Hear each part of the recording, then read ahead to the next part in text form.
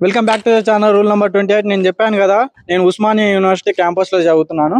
And ఈరోజు మా friends interview తీసుకోబోతున్నాను. So నాతోనైతే మా ఇద్దరు ఫ్రెండ్స్ ఉన్నారు. అండ్ మాది అందరిది ఒకటే డిపార్ట్మెంట్.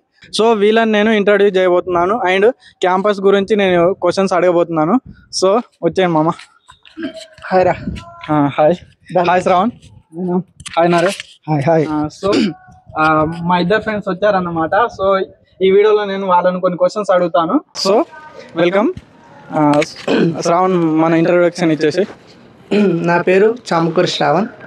నేను ఉస్మాన్ యూనివర్సిటీ స్టూడెంట్ని. ఫిజిక్స్ సెకండ్ ఇయర్ చదువుతున్నాను. నేను సూర్యాపేట నుండి వచ్చాను. నేను సిపిజెట్ అనే ఎగ్జామ్ రాసి 170 ర్యాంక్ తోటి ఇందులో జాయిన్ అయ్యాను. సో నరేష్, నీ ఇంట్రొడక్షన్ కూడా ఇచ్చే. నా పేరు నరేష్. నేను ఇప్పుడు ఎంఎస్సి ఫిజిక్స్ సెకండ్ ఇయర్ చదువుతున్నాను. సో మాది Yadadri Bhuvanagiri district. Okay. So నేనైతే క్వశ్చన్స్ నేను ఒక పేపర్లో రాసుకున్నాను, ఎందుకంటే చాలా క్వశ్చన్స్ తయారు చేశాను. సో దాంట్లో ఇంపార్టెంట్ క్వశ్చన్స్ నేను అడగబోతున్నాను అన్నమాట. సో నేను ఒక క్వశ్చన్ అడుగుతాను అండ్ 1 by 1 వీళ్ళు ఆన్సర్ చేస్తారు. సో మీకు మొత్తం డీటెయిల్గా తెలిసిపోతుంది అన్నమాట మన క్యాంపస్లో మన డైలీ లైఫ్ ఎలా ఉంటుంది అనేది.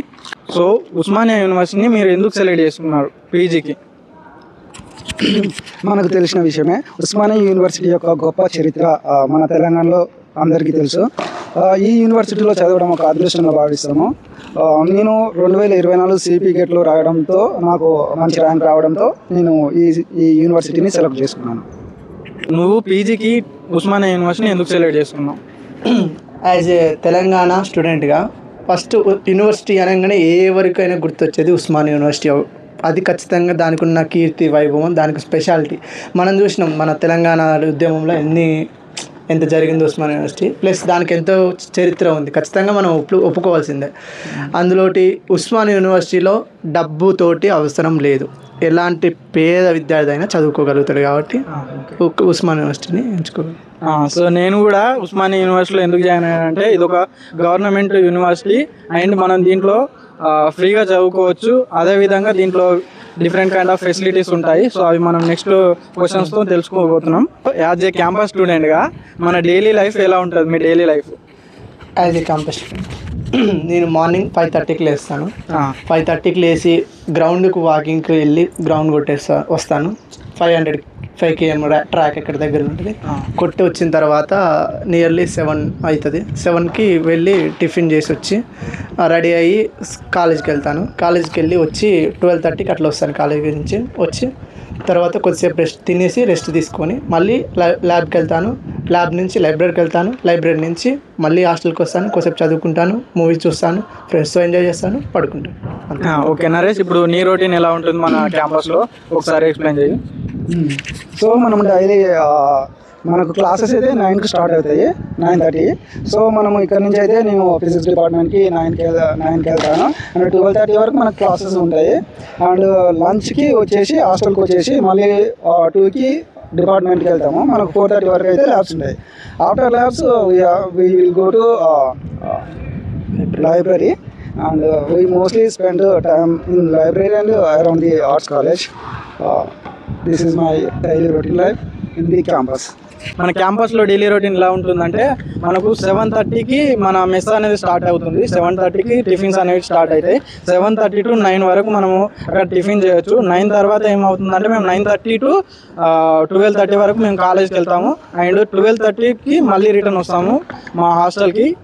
12:30 to 2 వరకు మేము ఇక్కడ లంచ్ చేసి మళ్ళీ రిటర్న్ కాలేజ్కి వెళ్ళి 4:30 వరకు కాలేజ్ ఉంటుంది. 4:35 వరకు మన ల్యాబ్ ఎక్స్పెరిమెంట్స్ ఏవైతే ఉంటాయో అవి చేస్తాము. దాని తర్వాత రిటర్న్ వస్తాము. రిటర్న్ వచ్చిన తర్వాత కొంతమంది ఆస్పిరెంట్స్ ఉంటారు, వాళ్ళు మన లైబ్రరీకి వెళ్ళి చదువుకుంటారు. అదేవిధంగా కొంతమంది ఏం చేస్తారంటే ఇక్కడ ట్యూషన్స్ కూడా చెప్పడానికి వెళ్తారు. సో అలాంటి వాళ్ళు ట్యూషన్స్ వెళ్ళి చెప్పి వస్తారన్నమాట. సో ఇదైతే మన రొటీన్ ఉంటుంది. అండ్ ఎగ్జాక్ట్గా 7:30 to 9 మన డిన్నర్ కూడా ఉంటుంది అన్నమాట. కొత్తగా ఓయూలో పీజీ చేయాలని జాయిన్ అయిన స్టూడెంట్స్కి, జూనియర్స్కి యాజ్ ఏ సీనియర్గా మీరు ఏం చెప్పాలనుకుంటున్నారు? చెప్పు నేను ఉస్మానియా యూనివర్సిటీలో సీట్ కొట్టడమే చాలా గ్రేట్. అది కూడా చూసి చెప్పచ్చు. ఉస్మానియా యూనివర్సిటీలో సీట్ రావడమే ఒక గొప్ప అదృష్టంగా భావించవచ్చు. సో ఇక్కడ జాయిన్ అయ్యే వాళ్ళకు నేను చెప్పేది ఒకటే, మన ప్రొఫెసర్స్ తోటి అవుతుంది, మన క్లాస్మేట్స్ తోటి అవుతుంది, అండ్ మనతోటి ఎవరైతే టైం స్పెండ్ చేస్తారో వారందరితోటి మర్యాదపూర్వకంగా ఉంటూ అండ్ ఇతరులని గౌరవిస్తూ స్నేహపూర్వకంగా మంచి ఫ్రెండ్షిప్ని మెయింటైన్ చేస్తూ ప్రొఫెసర్స్కి గౌరవిస్తూ మనకు కావాల్సిన విషయాలను ప్రొఫెసర్స్ దగ్గర నుంచి తెలుసుకుంటూ మన క్యాంపస్ లైఫ్ని పూర్తి చేయాలి. యాజ్ ఏ సీనియర్గా ఇప్పుడు మన నువ్వు జాయిన్ అవుతున్న పీజీ జూనియర్స్కి నువ్వు ఇచ్చే అడ్వైస్, వాళ్ళు ఉస్మానియా యూనివర్సిటీకి వస్తున్నారంటేనే వాళ్ళ దగ్గర ఖచ్చితంగా అంతో ఇంతో నాలెడ్జ్ ఉంటుంది. ఎందుకంటే ఇది టాప్ మోస్ట్ యూనివర్సిటీ, టాప్ ర్యాంకులు వచ్చిన వాళ్ళే ఉస్మానియా యూనివర్సిటీకి వస్తారు. ఖచ్చితంగా చదువుకున్న విద్యార్థులు మాత్రమే ఉస్మానియా యూనివర్సిటీకి వస్తారు. ఇక్కడికి వచ్చిన తర్వాత కూడా అంతే క్రమశిక్షణతోటి అందరితో కలిసిమెలిసి ఉండి అందరికి రెస్పెక్ట్ ఇస్తూ ప్రొఫెసర్లకు రెస్పెక్ట్ ఇస్తూ లైఫ్ని అంటే యూనివర్సిటీలు అంటే చదువు మాత్రమే కాకుండా ఎంజాయ్మెంట్ కూడా ఇంక్లూడ్ చేస్తూ ఎంజాయ్మెంట్ చేస్తూ అటు చదువుతూ ఇటు అన్నీ చేస్తూ స్కిల్స్ డెవలప్ చేసుకుంటూ తిరుగుతూ అది ప్రొఫెసర్లతో కూడా మంచిగా ఉంటూ ప్రతి ఒక్కటి చేసినోడు గుడ్ అని నేను చెప్తాను. నెక్స్ట్ క్వశ్చన్ ఏంటంటే ఉస్మానియా యూనివర్సిటీ క్యాంపస్లో మీకు నచ్చిన ప్లేస్ ఏంటి? మీరు హ్యాపీగా ఉన్నా లేదా సాడ్గా ఉన్నా మీరు ఎక్కడికి వెళ్తారు? నాకు పర్సనల్గా నచ్చిన ప్లేస్ అయితే ఆర్ట్స్ కాలేజ్. నాకు బాధ అనిపించినా లేకపోతే సంతోషంగా ఉన్నా నా ఫ్రెండ్స్తో అయినా నేను ఖచ్చితంగా ఆర్ట్స్ కాలేజ్ దగ్గరికి వెళ్తాను. ఎందుకంటే ఆర్ట్స్ కాలేజ్ కాడ కొద్దిసేపు కూర్చొని అక్కడికి అందరూ వస్తూ ఉంటారు, బయట వాళ్ళు పిల్లల్ని తీసుకొని రావడం, పెద్ద పెద్ద డబ్బున్నోళ్ళు చాలామంది అందరికి వచ్చి ఆడ కూర్చొని చిల్ అవ్వడం, అక్కడ చాలామంది ఇట్లా ఇంటర్వ్యూలు చేయడం, అది మీడియా వాళ్ళు వస్తూ ఉంటారు, చిన్నపిల్లలు ఆటలాడుతూ ఉంటారు. అది నేచర్ చూడడానికి చాలా బాగుంటుంది. ప్లస్ ఆర్ట్స్ కాలేజ్ వ్యూ కూడా చాలా బాగుంటుంది. మళ్ళీ అందులోంచి అక్కడి నుంచి లైబ్రరీ కూడా చాలా దగ్గర, మనం ఎంజాయ్ చేసేంతసేపు చేయొచ్చు. అక్కడి నుంచి ఎక్కువసేపు చదువుకోవడం, మళ్ళీ వచ్చి చేయడం, లైక్ ఏమైనా తినడానికి ఐస్ క్రీమ్ దొరకడం అయినా అక్కడ బాగుంటుంది, చాలా బాగుంటుంది. నాకు ఆర్ట్స్ కాలేజ్ అంటే చాలా మంచిగా అనిపిస్తుంది. సో నరే బ్రో నువ్వు చెప్పు. ఆర్ట్స్ కాలేజ్ ఆ ఏరియాకు ఎంటర్ అయినప్పుడే మనకు ఒక మంచి ఫీలింగ్ వచ్చేస్తుంది ఆర్ట్స్ కాలేజ్. ఎందుకంటే శ్రావణ్ చెప్పిన విధంగా అక్కడ ఎవ్రీ ఈవినింగ్ చిన్న పిల్లలు వస్తుంటారు. మనం ఏ మూడ్తో వెళ్ళినా కానీ ఆ పిల్లల్ని అక్కడ ఉన్న వారిని అండ్ ఆ ఎన్విరాన్మెంట్లోకి ఎంటర్ కాగానే మనకు ఒక మంచి ఫీలింగ్ వచ్చేస్తుంటుంది ఆటోమేటిక్గా. సో ఆ ఏరియా ఆర్ట్స్ కాలేజ్ అనేది one of the best place in the campus. మనిషి శరీరానికి గుండె ఎంత ముఖ్యమో ఈ యూనివర్సిటీకి ఆర్ట్స్ కాలేజ్ కూడా అలాంటిదని నా ఒపీనియన్. ఇంకా ఆర్ట్స్ కాలేజ్తో పాటు నాకు పర్సనల్గా నచ్చిన ఒక ప్లేస్ ఏంటిదంటే నా ఫిజిక్స్ డిపార్ట్మెంట్. ఆ ఫిజిక్స్ డిపార్ట్మెంట్లోకి ఎంటర్ కాగానే ఒక ఎనర్జీ అయితే ఆటోమేటిక్గా వచ్చేస్తుంది ఆ ప్రొఫెసర్స్ని చూడగానే అండ్ మా ఫ్రెండ్స్ని చూడగానే. అవును. Okay, so these are the 2 important places in Osmania university. పర్సనల్గా స్టడీ పరంగా మీకు వర్క్ అయ్యే ట్రిక్ని షేర్ చేయండి. నాకు పర్సనల్గా అయితే స్టడీ పరంగా వర్క్ అయ్యే ట్రిక్ అంటే, ఇప్పుడు మనం ఒక సబ్జెక్ట్ చదవాలనుకున్నాం అనుకో, ఫస్ట్ అందులో ఈజియెస్ట్ టాపిక్ ఏంటి, ఫస్ట్ ఈజియెస్ట్ టాపిక్ చదువుతాం. చదివిన తర్వాత ఈజీ నుంచి మీడియం లెవెల్ నుంచి హార్డ్ లెవెల్కి వెళ్ళాలి. ఫస్టే మనకు రాని టాపిక్ ఎంచుకొని దాన్ని చూసి భయపడడం కంటే ఇది బెస్ట్. నెక్స్ట్ ఎవరైతే బాగా చదవగలుగుతారో వాళ్ళ దగ్గరికి వెళ్ళి డిస్కషన్ చేయడం, ఇది ఇట్లా అట్లా డిస్కషన్ వల్ల, లేకపోతే ఎవరైతే మన స్టూడెంట్లు మన ఫ్రెండ్స్ ఉంటారో వాళ్ళకి మనం ఎక్స్ప్లెయిన్ చేయడం, యాజ్ ఎ టీచర్గా మనం ఎక్స్ప్లెయిన్ చేయడం ద్వారా కూడా మనకు బాగా కనెక్ట్ అవుతుంది, అది బాగా గుర్తుంటుంది. ఇవి టెక్నిక్స్ నాకు. ఓకే నరేష్, నీకు ఏ ట్రిక్ వర్క్ అవుతుందో షేర్ చేయి. మనం స్టూడెంట్స్ కాబట్టి ప్రతి ఒక్క విషయం తెలియాల్సిన అవసరం లేదు. మనకు చాలా డౌట్స్ ఉంటాయి అండ్ నేర్చుకోవడంలో కూడా కొన్ని టెక్నిక్స్ ఫాలో అవుతే మనము ఏదైనా ఈజీగా దాన్ని క్రాక్ చేయొచ్చు. విత్ రిగార్డ్ టు ఎగ్జామ్స్ అయితే మనము ఫస్ట్ ఆఫ్ ఆల్ బుక్స్ అనేది చదవాలి. ఓన్లీ సార్ ఇచ్చిన నోట్స్ మాత్రమే చదువుతుంటే అవి మార్క్స్ వరకే వస్తాయి. అండ్ నువ్వు ఎప్పుడైతే బుక్స్ చదవడం స్టార్ట్ చేస్తావో నీకు ఆటోమేటిక్గా నాలెడ్జ్ అనేది ఇంక్రీజ్ అవుతుంది. అది ఎగ్జామ్స్తో పాటు నువ్వు ఏది సిఎస్ఆర్ నెట్ కానీ అండ్ ఇప్పుడు రీసెంట్గా వచ్చిన సెట్ కానీ ఇలాంటిలో క్వాలిఫై కావడానికి చాలా దోహదపడుతుంది. కావున ఈ సార్లు ఇచ్చే నోట్స్తో పాటు బుక్స్ చదవడం అనే ఒక హ్యాబిట్ని అలవాటు చేసుకుంటే నువ్వు ఏ క్వశ్చన్స్కైనా ఆన్సర్ చేయగలుగుతావు. సో మీ దృష్టిలో సక్సెస్ అంటే ఏంది? ఇది నా పర్సనల్ ఒపీనియన్. నా దృష్టిలో సక్సెస్ అవ్వడం అంటే ఏదో ప్రిపేర్ అయినావా, ఏదో ఒక జాబ్ కొట్టినావా, నెలకు ఇంత శాలరీ వస్తుంది అని కాకుండా మనకు ఏ దేంట్లోనైతే ఇష్టం ఉంటుందో, ప్యాషనేట్గా ఉంటామో, అది శాలరీ తక్కువ వచ్చినా పర్లేదు, ఏదైతే పొద్దున్న నుంచి సాయంత్రం వరకు వర్క్ చేసి వచ్చిన తర్వాత కూడా మనం హ్యాపీగా ఉండగలుగుతామో, ఏదైతే మనం చిన్నప్పటి నుంచి దాంట్లో ఉత్తీర్ణత స్థాయిని అందుకుంటామో అలాంటి మనకు నచ్చిన ఫీల్డ్లో ఉండడం నా దృష్టిలో సక్సెస్ అని నేను భావిస్తాను. సో నరేష్ బ్రో, మీ దృష్టిలో సక్సెస్ అంటే ఏంది? సక్సెస్ అంటే ఒకటి, నువ్వు ఏదైనా ఒక విషయం ఏదైనా ఒక పని చేస్తే దాంట్లో సంతృప్తి పడాలి. What ever it is. So నువ్వు నిన్ను సంతృప్తి పరిచే ఏ విషయాన్నైనా నువ్వు మనస్ఫూర్తిగా చేసి దాంట్లో విజయం సాధిస్తే అది సక్సెస్ అవుతుంది. నువ్వు కాంపిటేటివ్ ఎగ్జామ్లో పాస్ అవుతావో, జాబ్ కొడతావో, లేకపోతే ఏదైనా ఎంటర్ప్రెన్యూర్లో సక్సెస్ఫుల్ అవుతావో, వాట్ ఎవర్ ఇట్ ఈస్. కాకపోతే దాంట్లో నువ్వు సంతృప్తి పొందాలి. నువ్వు చేసే పనికి నువ్వు ఆనందంగా ఉండాలి. అదే సక్సెస్. మనకు ఇష్టం లేకుండా ఒక జాబ్ చేస్తే అది ₹1,00,000 వచ్చినా కూడా మనకు అంత తృప్తిగా అనిపించదు. అదే మన ఇష్టం ఉన్న జాబు 20,000 వచ్చినా పర్లేదు, మనం చాలా తృప్తిగా ఉంటాం. కాబట్టి మనకు నచ్చిన ఫీల్డ్లోనే మనం నచ్చిన పని చేస్తేనే అప్పుడు సక్సెస్ అని నేను భావిస్తాను. నీకు ఎంత గొప్ప స్థాయికి వచ్చినా నీకు నచ్చినప్పుడు వేస్ట్ అని నేను ఒపీనియన్. నేను కూడా నా దృష్టిలో సక్సెస్ అంటే ఏందో చెప్పాలనుకున్నా. నా దృష్టిలో సక్సెస్ ఏంటంటే ఈ కాలంలో చూడండి, మనం 10th ఫెయిల్ అయినామా, లేకపోతే ఇంటర్ ఫెయిల్ అయినామా, లేదా మనం పీజీ అవుతున్నామా, లేకపోతే ఏం చేస్తున్నామా అని, ఎంత పెద్ద జాబ్ వచ్చింది అన్నది ఇక్కడ ఎవరు చూడరు. ఏంటంటే మన దగ్గర మనం ఎంత మనీ సంపాదిస్తున్నాం అన్నది చూస్తారు. 10th ఫెయిల్ అయిన వాళ్ళైనా ఎక్కువ మనీ సంపాదించే వాళ్ళని ఈ కాలంలో సక్సెస్ఫుల్ అని అంటారు. అదే నువ్వు ఎంత చదివినా నీకు నాలెడ్జ్ బాగానే ఉంది, బట్ నీకు అంత శాలరీ రావడం లేదంటే ఈ సొసైటీ మనం సక్సెస్ కాలేదని చెప్తారని నా దృష్టిలో నేను అనుకుంటున్నాను. ప్రతి స్టూడెంట్ వాళ్ళ లైఫ్లో నేర్చుకోవాల్సిన ఒక ఇంపార్టెంట్ స్కిల్స్ నువ్వేమనుకుంటున్నావు? ఖచ్చితంగా ఎవ్రీ స్టూడెంట్ నేర్చుకోవాల్సింది ఏంటంటే ఫస్ట్ డిసిప్లిన్ ముఖ్యం. ఎవరికైనా ఎంత పెద్ద చదువున్నోడైనా చదువురానోడైనా ఖచ్చితంగా డిసిప్లిన్ తోటి అయితే ఉండాల్సిందే.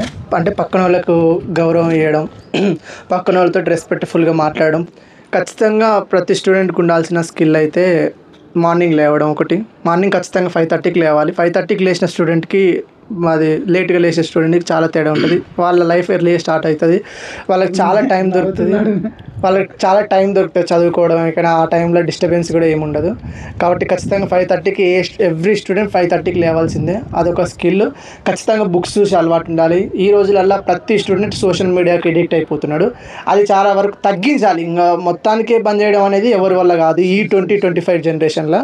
కాబట్టి అది వీలైనంత వరకు తగ్గించడం బెటర్ నా ఒపీనియన్. బుక్స్ చదవడం, వేరే వేరే ప్లేస్లలోకి వెళ్ళి తిరగడం, అది ఖచ్చితంగా స్కిల్ ఉండాలి. మళ్ళీ మాట్లాడే స్కిల్. ఈ రోజులలో విద్యార్థులు ఏంటంటే ఒక స్టేజ్ ఎక్కగానే అయ్యో అని భయపడడం, సరిగ్గా నలుగురు ఉంటే మాట్లాడలేకపోవడం, చాలా ఇబ్బందులకు పడుతూ ఉంటారు. అలాంటిది అయితే ఉండకూడదు. ప్రతి స్టూడెంట్ స్టేజ్ ఎక్కి మాట్లాడగలగాలి, వాళ్ళ లోపల ఉండే భావన ప్రకటించగలగాలి. ఖచ్చితంగా అది ఆ స్కిల్ అయితే ఖచ్చితంగా ఉండాలి అని నా ఒపీనియన్. సో నరేష్ బ్రో, నువ్వేమనుకుంటున్నావు ఒక ఇంపార్టెంట్ స్కిల్? మన యొక్క మాటలను వ్యక్తపరచడం అనేది అన్నిటికన్నా ముఖ్యమైనది. So communication skills are very important in our daily life. మనము ఏ విధంగా మాట్లాడుతున్నాం, వాళ్ళు ఏ విధంగా రిసీవ్ చేసుకుంటున్నారు అనేది ముఖ్యం. సో మనం మాట్లాడే విధానం అనేది చాలా మంచిగా అండ్ రెస్పెక్ట్ఫుల్గా ఉండాలి. వాళ్ళు చెప్పిన విధానాన్ని మనం ఏ విధంగా వింటున్నామో, ఎలా గ్రాస్ప్ చేసుకుంటున్నామో, ఎలా అర్థం చేసుకుంటున్నాం అనేది కూడా important. One is the communication skills and the second one is the observing skills. These are the two important skills in our life. Okay. So క్యాంపస్లో మీకు ఇష్టమైన ఫుడ్, అది టిఫిన్ కావచ్చు, లేదా లంచ్ కావచ్చు, లేదా డిన్నర్ కావచ్చు? క్యాంపస్ నాకు ఇష్టమైనది అయితే అన్నీ మంచిగా ఉంటాయి. బట్ నా ఫేవరెట్ విషయానికి వస్తే మాత్రం చికెన్ అని చెప్తా. చికెన్ సండే, బుధవారం మధ్యాహ్నం పెడతారు చికెన్, అది చాలా బాగుంటుంది. ఓకే. సో నరేష్ బ్రో, నువ్వేమనుకుంటున్నావు? ఫుడ్ విషయానికి వచ్చేసరికి మార్నింగ్ టిఫిన్స్లో అన్ని టిఫిన్స్ బాగానే ఉంటాయి, కానీ నాకు దోశ అంటే చాలా ఇష్టము పర్సనల్గా. అండ్ లంచ్కి వచ్చేసరికి చికెన్ అండ్ పప్పు కూడా సమ్టైమ్స్ మంచిగా ఉంటుంది. Okay, these are the good food items. So నాకైతే పర్సనల్గా పూరి అయితే బాగా నచ్చుతుంది అన్నమాట టిఫిన్స్లో. అండ్ చికెన్, మన శ్రావణ్ కూడా చెప్పిండు, చికెన్ అయితే సండే అండ్ బుధవారం పెడతారు. సో అది కూడా బాగుంటుంది. సో ఇప్పుడు మన కాలేజీలో టిఫిన్స్ ఏమేమి టిఫిన్స్ ఉంటాయి? లైక్ ఓకే, మన కాలేజీలో టిఫిన్స్ వచ్చే వరకు పూరి, చపాతి, ఇడ్లీ, బోండా, ఉత్తప్పం, ఇంకొకటి ఏంటి దోశ. ఈ 6 ఉంటాయి. ఒకటి మాత్రం రిపీటెడ్, ఏదైనా ఒక టిఫిన్ని రిపీట్ చేస్తూ ఉంటారు వీక్లీ. శ్రావణ్, మన లైఫ్లో మార్క్స్ ఇంపార్టెంటా లేదా స్కిల్స్ ఇంపార్టెంటా? నా దృష్టిలో అయితే స్కిల్సే ఇంపార్టెంట్ చెప్తాను. ఎందుకంటే ఎవరికైనా ఫస్ట్ స్కిల్ ఉంటే ఆటోమేటిక్గా మార్క్స్ అనేవి వాటంతట అవే వస్తాయి అని నా అభిప్రాయం. ఒక నాగలి దున్నుతున్నప్పుడు ఎలాగైతే ముందట వెళ్తూ ఉంటే నాగలి వాటితో పాటు వాటి వెనకాల వస్తుందో మనిషికి కూడా స్కిల్ అనేది ఉంటే ఆటోమేటిక్గా మార్క్స్ కూడా మన వెనకాల వస్తాయి. మనం మార్క్స్ వెనకాల పడితే మాత్రం ఏం మిగలదు మనకు. కాబట్టి ఖచ్చితంగా స్కిల్ నేర్చుకోమని చెప్తాను. ఫస్ట్లో మార్క్స్ తక్కువ వస్తాయి, స్కిల్ మీద పడ్డప్పుడు ఖచ్చితంగా మార్క్స్ తగ్గుతూ ఉంటాయి. మీరు అదే మార్క్స్ తగ్గుతున్నాయని మీరేం బాధపడకండి. స్కిల్ని డెవలప్ చేసుకుంటూ వెళ్ళండి. మార్క్స్ వాటంతట అవే మిమ్మల్ని వెతుక్కుంటూ వస్తాయి. సో బ్రో నరేష్ బ్రో నువ్వు చెప్పు. శ్రావణ్ చెప్పిన విధంగా skills are very important, but in the era of competitive marks are also essential. If you want pass something we should acquire some marks. So marks skills అనేవి చాలా అవసరం. కావున స్కిల్స్ మరియు marks రెండింటిని బ్యాలెన్స్ చేసుకుంటూ మనం జీవితంలో సక్సెస్ఫుల్గా కావాలని నేను కోరుకుంటున్నాను. ఒక లేజీ స్టూడెంట్ తన లైఫ్లో డిసిప్లిన్గా ఉండాలి, కన్సిస్టెంట్గా ఉండాలంటే మీరు ఇచ్చే సలహా? లేజీ స్టూడెంట్ ఈ రోజులలో లేజీ స్టూడెంట్ని చేయడానికి కారణం ఖచ్చితంగా సెల్ ఫోన్ కారణం అవుతుంది ప్రధానంగా. అయితే ఫస్ట్ సెల్ ఫోన్ని దూరం చేస్తే ఆటోమేటిక్గా మనకు కొంచెం టైం అనేది దొరుకుతుంది. ఆ టైంలో మనం ఏం చేస్తే బాగుంటుందని కొంచెం ఆలోచనలు చదువు వైపు మళ్ళీ అవకాశం ఉంటుంది. ఫస్ట్ ఫోన్ని దూరం చేసుకోవాలి. నెక్స్ట్ వ్యాయామం చేయమని చెప్తా. వ్యాయామం చేయడం ద్వారా మైండ్ అనేది స్థిరత్వంగా ఉండడం మొదలు పెడుతుంది. దాని ద్వారా ఏదైనా అది కన్సిస్టెన్సీగా చేయగలుగుతాం మనం.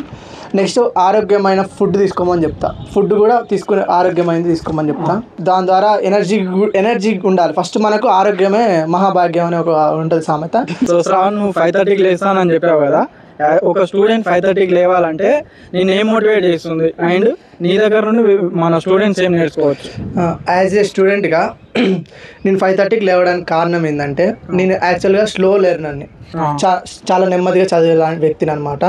మా ఫ్రెండ్స్ ఎట్లా అంటే గంట సేపట్లో వాళ్ళు ఒక యూనిట్ కంప్లీట్ చేయడం లాంటివి చేస్తూ ఉంటారు. కాబట్టి నేను వాళ్ళతో పాటు చదివితే నేను అంత రాణించలేను. కాబట్టి ఖచ్చితంగా నేను 5:30కి లేవాలి. వాళ్ళకన్నా ఎడిషనల్గా నేను చదవడం మొదలు పెట్టాలి. అట్లయితేనే నేను వాళ్ళని అందుకోగలుగుతా, నేను చదువులో ఉండగలుగుతా. కాబట్టి నేను ఖచ్చితంగా 5:30కి లేసేవాడిని. అప్పటి నుంచి చదివేవాడిని స్లోగా. అంటే మనకు చిన్నప్పుడు మనం కథ చదువుతాం, కుందేలు తాబేలు కథ. ఇప్పుడు కుందేలు ఫాస్ట్గా పోయినా సరే తాబేలే గెలుస్తుంది. ఎందుకంటే తాబేలు దగ్గర కన్సిస్టెన్సీ అని ఉంటుంది. దాన్ని నేను చాలా బిలీవ్ చేస్తాను. కాబట్టి నేను 5:30కి లేసేవాడిని. లేచి ఖచ్చితంగా చదవడం స్టార్ట్ చేస్తాను. నేను నెమ్మదిగా చదివినా పర్లేదు, రోజు 5:30కి లేస్తా, చదువుతూనే ఉంటా. అది అందుకు నా హ్యాబిట్. నేను స్లో లెర్నర్ని కాబట్టి. ఓకే నరేష్ బ్రో, నువ్వు లేజినెస్ని ఓవర్కమ్ చేయడానికి ఏ ట్రిక్ యూజ్ చేస్తావు? So first of all laziness కారణం ఏంటిదంటే మనకు దానిపైన కోరిక లేకపోవడం. సో మన మనసులో ఒక కోరిక, అది చేయాలి అనే ఒక ఆతృత, ఒక ఇంటెన్షన్ ఉన్నప్పుడు మనకు ఆ లేజినెస్ ఆటోమేటిక్గా పోతుంది. ఫస్ట్ ఆఫ్ ఆల్ ఈ లేజినెస్ని తొలగించాలంటే మనకు ఆ కోరిక అనేది రావాలి. ఇప్పుడు డైలీ రన్నింగ్కి పోవాలనుకుంటే మనలో ఆ ఆలోచన రావాలి. సో ఆ ఆలోచనని ఎవ్రీడే మనం ఇంప్లిమెంట్ చేస్తే స్లోగా ఆ లేజినెస్ అనేది వెళ్ళిపోతుంది. అది చదవడం అయితుంది. ఒక్కరోజు చదివేసి మళ్ళీ రేపటి నుంచి చదవనంటే అది కుదరదు. సో డైలీ నువ్వు కన్సిస్టెన్సీ మెయింటైన్ చేస్తే ఈ లేజినెస్ని మనము తొలగించవచ్చు. సో డిగ్రీ అయిపోయింది, పీజీలో జాయిన్ అవ్వాలంటే మనం ఉస్మానియా యూనివర్సిటీలో జాయిన్ అవ్వాలంటే ఏ ఎంట్రన్స్ రాయాలి?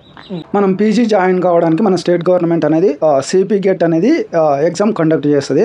ఎవ్రీ ఇయర్ ఈ ఎగ్జామ్ అనేది కండక్ట్ చేస్తుంది మన స్టేట్ గవర్నమెంట్. సో ఈ ఎగ్జామ్కి అప్లై చేసి దీంట్లో క్వాలిఫై అయితే and according to our ranks మనకు కాలేజీలలో సీట్ వస్తుంది. మంచి ర్యాంక్స్ వస్తాయి. ఇలాంటి గొప్ప యూనివర్సిటీ అయినటువంటి మన ఉస్మానియా యూనివర్సిటీ అవుతుంది, తర్వాత కాకతీయ అవుతుంది, తెలంగాణ యూనివర్సిటీ అవుతుంది. ఇలాంటి యూనివర్సిటీలలో మనము సీట్ సంపాదించవచ్చు. దానికోసం మనము నిరంతర ప్రయత్నం చేస్తూ మంచిగా చదువుకుంటూ మంచి యూనివర్సిటీలలో సీటు పొందాలని ఆశిస్తున్నాను.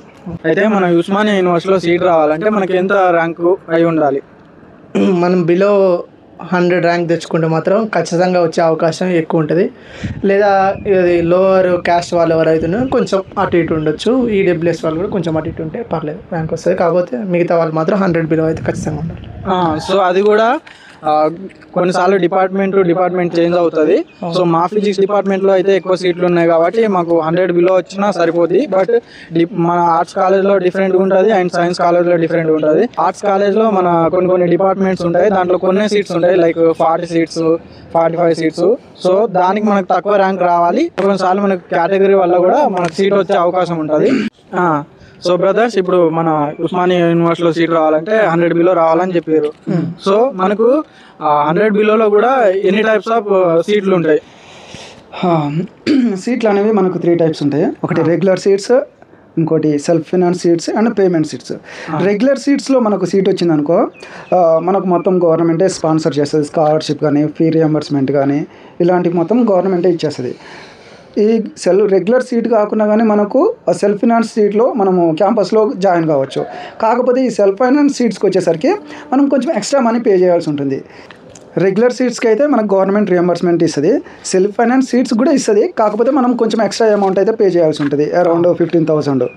సో ఇప్పుడైతే మనము హాస్టల్లో ఉంటున్నాం కదా, సో మనము హాస్టల్లో ఎంత అమౌంట్ పే చేయాలి అండ్ ఫస్ట్ ఇయర్లోనే పే చేయాలా లేకపోతే సెకండ్ ఇయర్లో కూడా పే చేయాలా? మనం ఫస్ట్ హాస్టల్కి వచ్చే ముందు అయితే మెస్ వార్డెన్ కాడ 10,000 డిపాజిట్ చేయాలి ఎవ్రీ స్టూడెంట్. అది కేటగిరీని బట్టి మారుతుంది. ఎస్సీ ఎస్టీ వాళ్ళకేమో 8,160 ఉంటుంది, అరౌండ్ 8,000.